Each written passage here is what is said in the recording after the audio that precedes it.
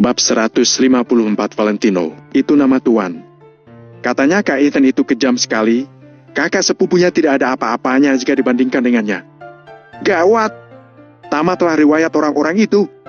Sedangkan di sini, si pemuda berambut kuning masih mengobrol di telepon. Suara seorang pria samar-samar terdengar dari ujung telepon sana. Bukankah sudah kubilang sementara ini jangan macam-macam dulu? Situasi macam apa yang terjadi sekarang? Bukan begitu, Kak Ethan. Kali ini, mereka duluan yang bertindak. Kami benar-benar tidak melakukan apa-apa. Pemuda berambut kuning itu buru-buru menjelaskan. Kak Ethan terdiam sesaat sebelum akhirnya menjawab. Aku sedang tidak jauh dari situ. Aku akan segera membawa yang lain datang. Baiklah, aku akan menunggu Anda, Kak Ethan. Sahut si pemuda berambut kuning. Tepat pada saat itu, sebuah suara yang datar pun terdengar. Beritahu dia tidak usah datang. Bukankah tadi aku sudah bilang seperti itu padamu? Sekarang kamu baru mau memohon ampun? Terlambat. Pemuda berambut kuning itu balas mengomeli Valentino tanpa menutup teleponnya terlebih dulu. Siapa itu? Tanya Kak Ethan. Itu suara bocah yang memprovokasi kami. Kak Ethan, dia barusan ketakutan dan meminta kakak untuk tidak usah datang saja. Hah? Pemuda berambut kuning itu tertawa menghina. Kak Ethan terdiam sesaat. Entah kenapa, dia merasa suara itu sedikit membuatnya takut. Valentino sedikit mengernyit, kesabarannya benar-benar habis. Dia melangkah maju dan berkata, "Berhenti membuang-buang waktuku. Berikan ponselnya kepadaku, biar aku sendiri yang bicara." Marvin sontak tertawa dingin. Takut ya, bilang saja takut. Kenapa malah sok mengatakan sibuk dan membuang-buang waktumu?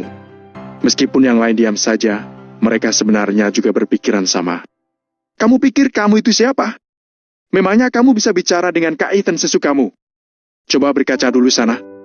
Cibir si pemuda berambut kuning. Dasar banyak bicara.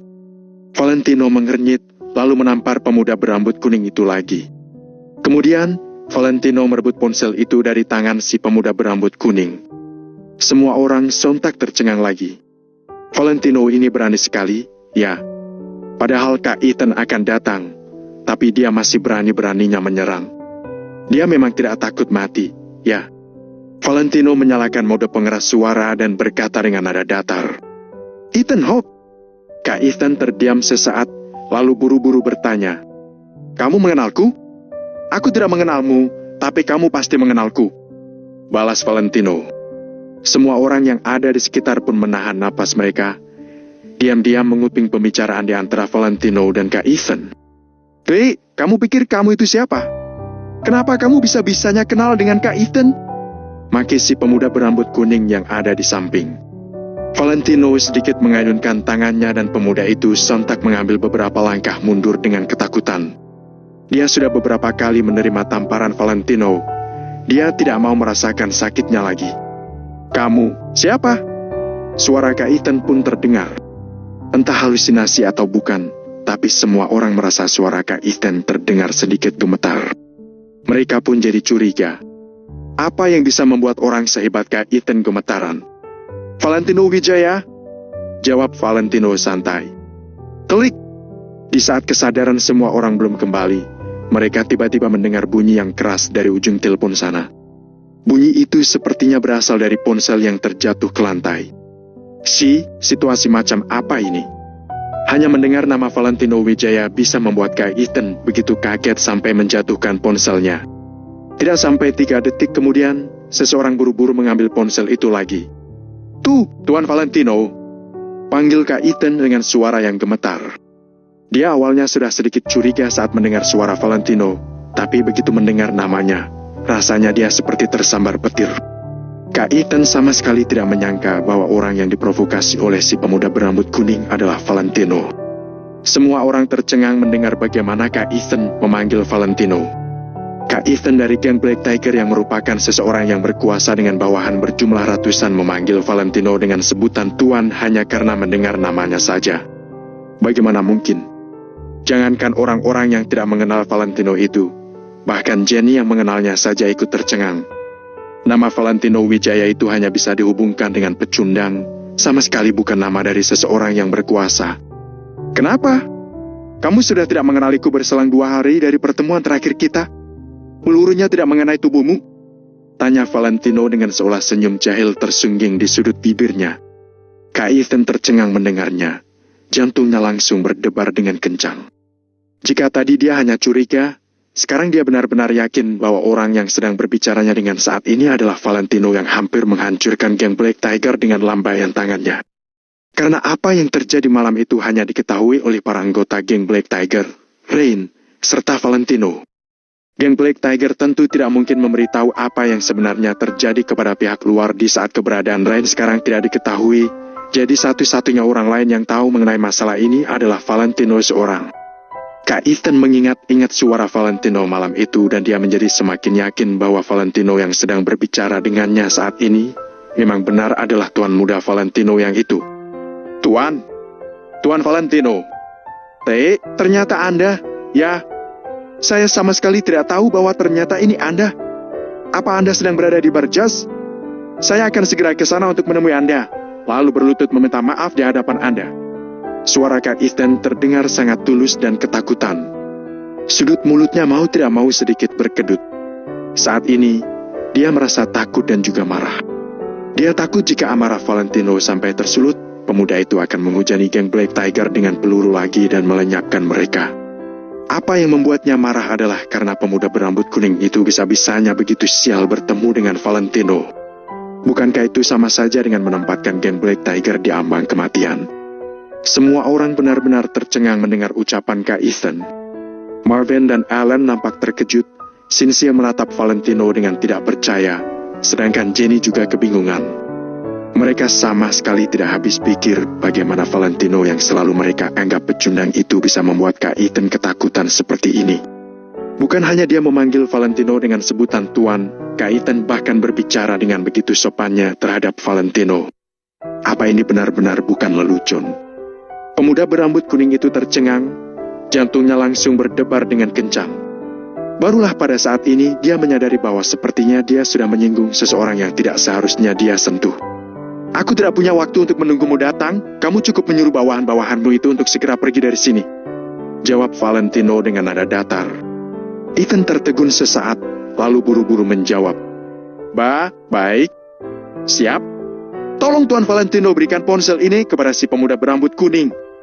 Valentino meletakkan ponsel itu sambil melirik si pemuda berambut kuning. Dia tertegun sesaat sebelum bergegas mengambil ponselnya. Mana mungkin dia berani menyuruh Valentino untuk memberikan ponsel itu secara langsung kepadanya. Kak Ethan, panggil pemuda berambut kuning itu dengan hati-hati. Dasar keparat, bajingan, kamu ini benar-benar cari mati, ya? Kamu bukan hanya membahayakanku, tapi juga seluruh geng Black Tiger. Tahu, tidak? Suara Ethan yang murka langsung terdengar dari ujung telepon. Wajah pemuda berambut kuning itu sontak menjadi pucat pasi dan jantungnya berdebar-debar tidak karuan. Ya ampun, kenapa pula dia harus mencari ribut sampai akhirnya jadi seperti ini? Kak Ethan, aku? Pemuda berambut kuning itu tidak tahu harus berkata apa. Cepat pergi dari situ, sialan. Kamu adalah kakak laki-lakiku, bukan ayah kandungku. Bisakah kamu jangan membuat masalah untukku? Bab 155 bir gratis hanya diberikan kepada tamu VIP. Apa kamu tahu siapa Valentino? Bahkan Kak Eri juga harus memanggilnya dengan Tuan Valentino. Memangnya siapa kamu? Beraninya mengganggunya? Mulai hari ini, tidak. Mulai sekarang kamu keluar dari geng Black Tiger. Jangan ganggu kami lagi. Sudahlah, sampai jumpa. Ethan mengatakannya dengan sangat marah. Dia langsung melemparkan ponselnya. Ponsel iPhone terbaru dilemparnya hingga hancur. Meskipun begitu, ketakutan dan kemarahan dalam hatinya tetap tidak bisa reda. Kalau geng Black Tiger dihancurkan Valentino, apa artinya satu ponsel iPhone ini? Di bar, pemuda berambut kuning terdiam di tempat. Beberapa orang lainnya juga tidak mengatakan apapun. Apakah aku sudah boleh pergi? Valentino meliriknya. Pemuda berambut kuning langsung membungkukkan badan. Silakan, Tuan. Saya akan mengantar Anda. Valentino tersenyum lalu langsung berjalan keluar. Mau pergi tidak? Setelah berjalan beberapa langkah, Valentino membalikkan kepalanya menanyakan Jenny. Iya, aku ikut kamu. Jenny sadar kembali dia langsung menjawab dan mengikuti Valentino. Ellen dan lainnya sudah tidak memedulikan rasa malunya. Mereka langsung mengikuti Valentino. Valentino yang mereka anggap sampah sebelumnya, kini malah menjadi satu-satunya sandaran agar bisa keluar dari bar jazz dengan aman. Ini membuat mereka sangat tidak nyaman, tapi mereka harus menerima kenyataan ini. "Tuan, Anda belum bayar." Saat mereka semua tiba di dekat pintu, seorang pelayan menghentikan Ellen. "Nanti saja baru dibayar." "Bagaimana mungkin Kak Ellen tidak bayar?" jawab Marvin. Sekarang dia merasa sangat malu, malahan Valentino yang mencuri perhatian. Ini membuatnya sangat kesal. Sekarang dia berharap tidak ada yang mengenalnya di bar ini. Kalau tidak, dia akan merasa sangat malu. Awalnya dia hanya berpikir mau keluar secepatnya. Tidak disangka malah ditahan oleh pelayan. Ini membuatnya sangat tidak senang. "Maaf, Tuan, kami tidak menerima tunggakan," pelayan mengatakan dengan tegas. "Apa kamu bodoh? Kak Ellen adalah tamu VIP. Bagaimana mungkin dia tidak sanggup membayarnya? Tanyakan saja kepada manajer per sekalian," jawab Marvin dengan nada sangat tidak senang. Awalnya dia sudah tidak senang karena Valentino yang mencuri perhatian. Sekarang dia malah semakin kesal. Di bar jazz ini, walaupun Valentino begitu hebat, Ellen tetaplah tamu VIP. Sedangkan kamu tetap saja sampah. Apa gunanya kamu kenal dengan geng Black Tiger? Mereka hanyalah preman saja. Pelayan mengerutkan alis. Dia melihat ke arah manajer pers. Tagih pembayaran seperti biasa, tidak menerima tunggakan. Tidak disangka Pierce begitu tegas. "Manajer Pierce, kita sudah teman lama. Tadi kita masih minum bersama-sama," ucap Marvin. Memang tagihan minum mereka tidak banyak, tapi kalau sekarang langsung bayar akan sangat memalukan. Kalau manajer Pierce menggratiskan semuanya, itu masih akan memberi mereka sedikit harga diri. Namun, Pierce tidak mengatakan kata itu.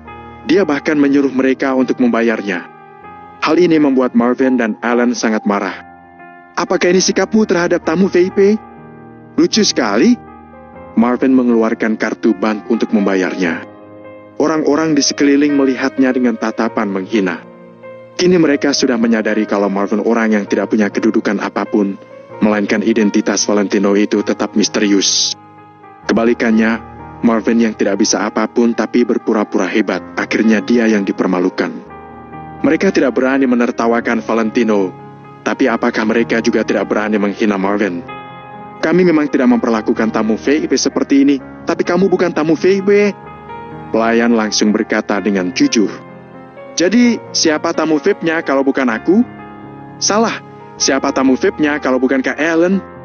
Marvin sangat tidak senang setelah mendengarkan ini. Manajer Pierce tersenyum, dia sama sekali tidak berniat untuk menjawab. Meskipun dia sebagai manajer bar tidak boleh memperlakukan pelanggan seperti ini, tapi semuanya ada batas. Bagi dia, tentu saja Valentino lebih penting dibanding Marvin. Jadi, asalkan ini bisa membuat Valentino senang. Dia tidak peduli kehilangan beberapa tamu seperti Marvin. Awalnya Pierce merasa identitas Valentino sangat misterius. Sekarang dia semakin merasa identitas Valentino sangat tidak biasa. Bahkan geng Black Tiger sangat ketakutan saat mendengar namanya, hingga memanggilnya Tuan. "Cepat hitung," Marvin menjawab. "Baik, Tuan. Anda memesan 3 set bir ini, silakan diperiksa." Pelayan memberikan nota bir kepada Marvin dengan tenang. 3 set. Marvin mengerutkan alisnya. "Bukankah yang ketiga kali gratis? Hanya ada 2 set. Maaf, Tuan. Kami tidak memberikan bir secara gratis. Kalaupun gratis, hanya diberikan kepada tamu VIP. Kami akan memotongnya dari nota kalau dibayar oleh tamu VIP secara langsung." Pelayan tersenyum sambil menjelaskan kepada Marvin. Marvin bingung sejenak. Setelah itu dia paham maksud dari pelayan ini. "Kak Ellen, katanya hanya kamu yang bayar baru bisa menggratiskan set ketika kita," Marvin berkata kepada Ellen. Dalam seketika, ekspresi Ellen langsung menjadi sombong. Barusan tadi, dia masih memikirkan sikap Pierce terhadapnya yang tiba-tiba berubah. Sekarang dia baru menyadari kalau manajer Pierce melakukannya untuk kebaikannya. Dia memberikan kesempatan kepadanya untuk pamer. Orang lain yang bayar tidak bisa mendapat potongan, tapi Ellen bisa. Bukankah ini berarti dia tidak ingin mempermalukannya? Ini membuat Ellen sangat senang. Ekspresinya menjadi sombong, bahkan melirik Valentino sekilas. Apa yang bisa dilakukan Valentino dengan identitas yang tidak biasa? Di bar jas yang berstatus tamu VIP tetaplah diriku. Setelah melirik Valentino, dia berjalan ke arah kasir. Kalau begitu, aku yang bayar saja. Alan berjalan dengan tegas dan sombong. Baik, Tuan. Totalnya 3 set bir. Silakan diperiksa notanya. Silakan pilih pembayaran tunai atau kartu kredit. Pelayan tersenyum sambil meletakkan nota bir ke depan Alan. Alan seketika terkejut. 3 set? Bukankah? Dia ingin bertanya bukankah tamu VIP yang bayar akan mendapat potongan. Kenapa dirinya yang membayar juga harus membayar 3 set? 3 set? Alan memastikan sekali lagi. Benar, Tuan. Ada 3 set. Pelayan menjawab sambil tersenyum. Apakah matamu bermasalah? Kamu bilang tamu VIP yang bayar, sekarang tamu VIP sudah datang, apa kamu tidak mengenal tamu VIP? Marvin menegurnya, dia tidak bisa menahan kemarahannya lagi. Maaf, Tuan, aku mengenal tamu VIP, kamu tidak perlu mengingatkanku, terima kasih. Pelayan itu mengerutkan alisnya. Apa kamu tidak melihat jelas? Bukankah Kak Alan adalah tamu VIP? Teriak Marvin. Orang-orang di sekeliling sekali lagi melihat ke arahnya. Bab 156 Valentino, Dewa Minum. Sekarang mereka melihat Marvin seakan-akan seperti melihat topeng monyet. Sinsi dan yang lainnya mengarahkan pandangan ke arah pelayan sambil menunggu jawaban dari pelayan itu. Bukan. Pelayan menjawab dengan santai. Apa? Alan dan Marvin mengatakan secara bersamaan. Saya bilang Tuan ini bukan tamu VIP. Pelayan mengulang kata-katanya sekali lagi. Kata-kata ini membuat ekspresi Alan dan Marvin berubah total. Mereka selalu mengira Alan adalah tamu VIP. Sekarang pelayan itu malah mengatakan jika Alan bukan tamu VIP.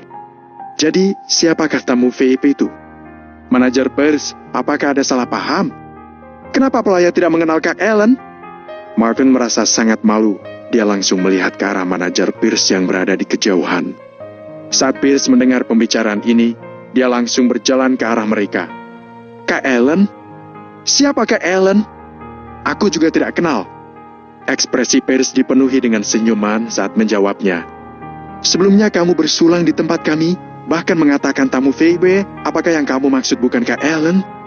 Marvin terkejut. Cynthia, Jenny, Feli dan orang-orang di sekeliling langsung melihat ke arah manajer Pierce dengan tatapan penuh kebingungan. Sebelumnya semua orang melihat dengan jelas saat Pierce bersulang di tempat mereka. Maaf, tadi aku pergi ke tempat kalian karena aku melihat Tuan Valentino. Namun, aku sama sekali tidak mengenal kalian. Pierce berkata dengan tenang. Awalnya dia tidak ingin membongkar identitas Valentino, tapi sekarang Marvin dan Alan sudah semakin keterlaluan. Mereka malah memaksa untuk meminta 1 set bir gratis. Bahkan Pierce juga menyadari kalau Marvin dan Alan sepertinya sangat tidak menyukai Valentino. Karena begitu, Pierce juga tidak berencana untuk merahasiakannya lagi. Lebih baik dia langsung mengatakan identitas Valentino yang sebenarnya. Berarti sebelumnya kamu bersulang dengan kami hanya sedang mempermainkan kami. Marvin mengepalkan tangannya dengan erat. Hehe, aku bersulang untuk Tuan Valentino. Bukan kalian. Kalianlah yang salah paham. Ucap Pierce. Valentino menggelengkan kepala dan langsung pergi. Siapa Tuan Valentino?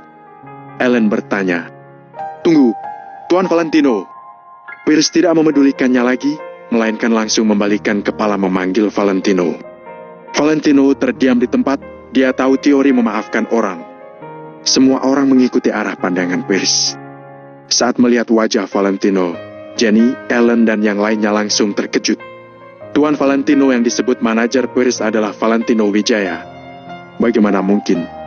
Di antara mereka memang cuma Valentino yang punya nama belakang Wijaya. Ini membuat mereka semua terkejut. Valentino adalah Tuan Valentino, tamu VIP yang disebut Pierce. Ini terlalu mengejutkan. Intinya, Jenny dan yang lainnya tidak bisa menerima kenyataan ini dalam sekejap.